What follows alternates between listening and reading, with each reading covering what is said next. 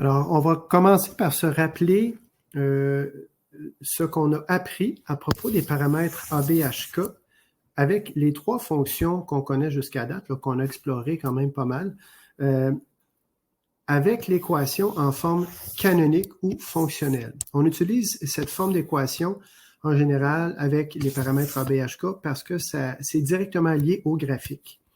Bon, d'abord, l'équation d'une droite, qu'on connaît comme étant AY égale AX plus B. En fait, si je prends le B ici, c'est pas le paramètre B qui est là, il s'agit de l'ordonnée à l'origine. En fait, l'ordonnée à l'origine, c'est une translation verticale. Je devrais plutôt écrire AX plus K. Alors, vous allez dire, c'est bien mélangeant parce que là, à un moment donné, on avait le M ici, puis là, ici le B, puis là, ici, c'est rendu le K. Mais effectivement, sauf que dans ce cas-ci, le paramètre A est appliqué au X et le paramètre B, qui se trouve à être le paramètre K, s'applique au Y. Allons voir la quadratique maintenant, la fonction polynomiale du second degré.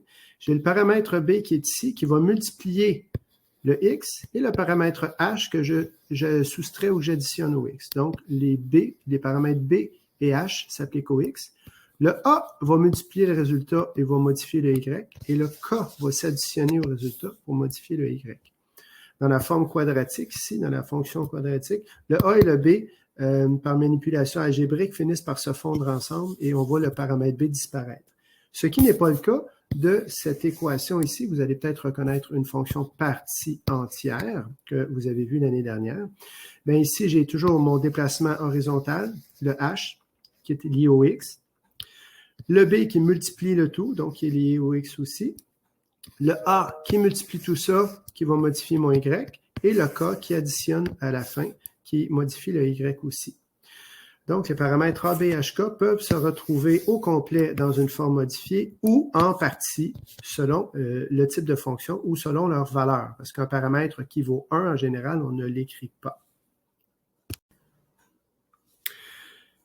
D'une façon plus détaillée, les 4 paramètres, vont s'appliquer comme ceci à chaque variable. Le paramètre A va toujours multiplier Y. Le paramètre K va toujours s'additionner à Y. Donc, ils sont liés.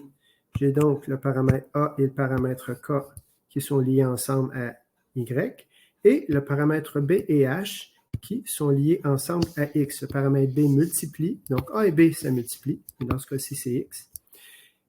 H s'additionne à X, H et K s'additionnent tous les deux. Et pour terminer, bien important, ce qu'on avait vu avec la quadratique, c'est que, je vais changer de couleur, le paramètre A, lorsqu'il est négatif, ce qu'il fait, c'est une réflexion d'axe X. Le paramètre B, lorsqu'il est négatif, induit une réflexion d'axe Y. Donc, réflexion d'axe X, ça veut dire que ma courbe va s'inverser du haut vers le bas, et au niveau de réflexion de l'axe Y, ma courbe va s'inverser gauche et droite. Et je vais vous démontrer avec un exerciceur que je prends sur Alloprof dans la prochaine capsule que ça prend son sens visuellement beaucoup plus facilement.